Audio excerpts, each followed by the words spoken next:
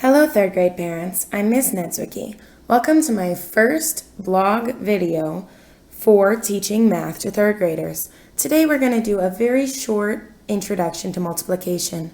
This year we're going to start with just 1 week of multiplication at the beginning of our year, and then we'll dive much deeper into it come the end of October. This way, starting with multiplication will allow us to start practicing our math facts. We want to be learning our math facts, zeros, ones, twos, fives, and tens this quarter so that we can tackle the rest of the more difficult ones later on. So we always want to put our problems in context. So the examples that I'm going to be showing you today will be with this problem. Susanna bought 3 bags of oranges. There were 6 oranges in each bag. How many oranges did Susanna buy? The first step that I'm teaching kids to do after reading the questions is to actually write the answer sentence. So that's what we have here.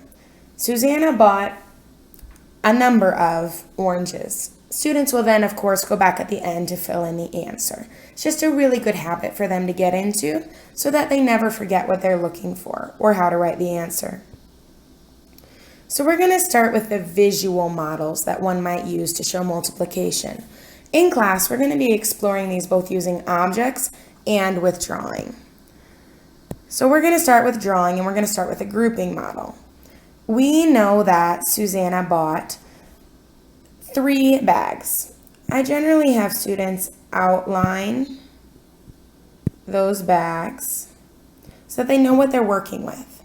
Then I'll have them draw the objects that they're working with inside of the bags.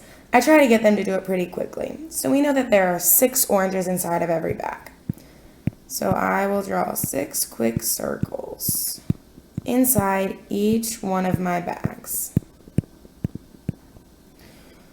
One of the things that I like students to get into the habit of doing is connecting skip counting to multiplication. So I'll often ask students to write the skip counting below the grouping model. For example, 6, 12, 18. As students become more advanced in their multiplication, they may not want to draw out the entire grouping model.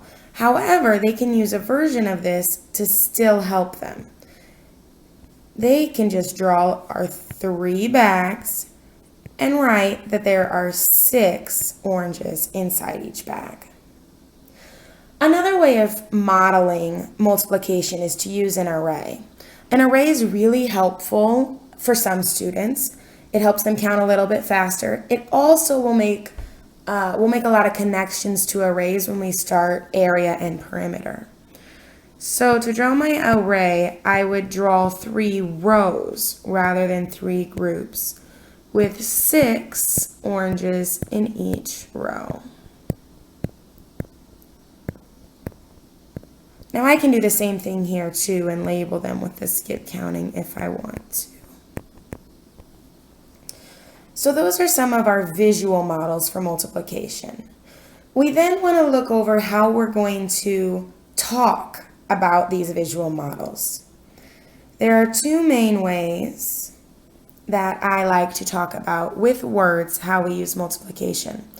One of them is called iterating. And it's literally saying what we have. We have 3 6s.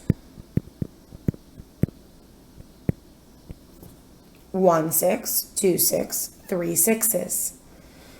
Another way more formally connects it to multiplication, and we use the term groups of.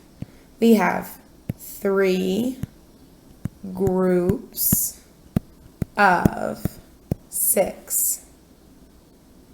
Finally, we want to formally represent these problems with equations. At first, we're going to practice every multiplication as a repeated addition sentence. That's because every multiplication is repeated addition. So in this case, we already said that we have 3 6s. We have 6 plus 6 plus 6. And to make this an equation, we'll write our answer equals 18.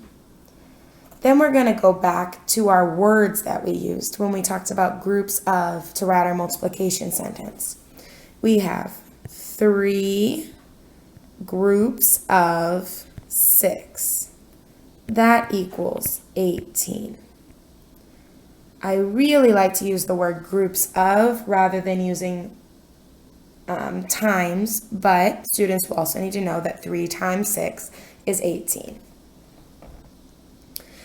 And while we know that 6 times 3 is the same thing, in the beginning we want to connect how we write our multiplication sentences to the context. So because there were 3 bags with 6 oranges in each, that's 3 groups of 6, we're going to write this one as 3 times 6, 3 sixes. At the end of showing all of the different ways that that we could represent this multiplication problem, of course, we would go back and fill in our sentence. So we would say Susanna bought 18 oranges. Finally, for a little bit of practice, let's go through all of the different ways that we could represent this multiplication sentence. 2 times 5. I encourage you to pause the video and then check your answers with me later. So I know that one way would be a grouping model. I can have 2 groups of 5 in each group. I could also draw that as 5 and 5. I could label it with skip counting. 5, 5, 10. And I could draw my array. 2 rows with 5 in each row. I could write it with words, 2 5s.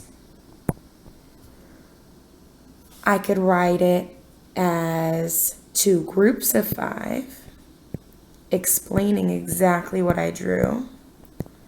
2 groups of 5. And then finally, I could write it as my equations. 2 groups of 5 would mean 2 5s. 5 plus 5 is 10. Or I could solve, finally, the multiplication problem. 2 times 5 equals 10.